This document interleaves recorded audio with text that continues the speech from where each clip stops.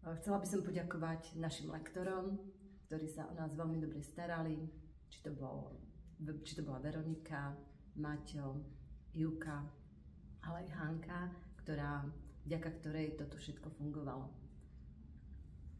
Čo by som mala akože dodať na záver?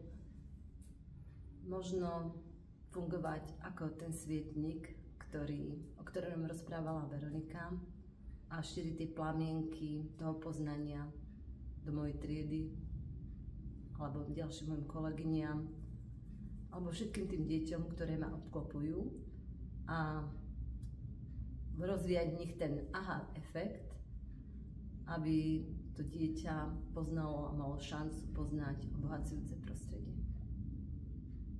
Takže ešte raz ďakujem a teším sa na ďalšie stretnutia.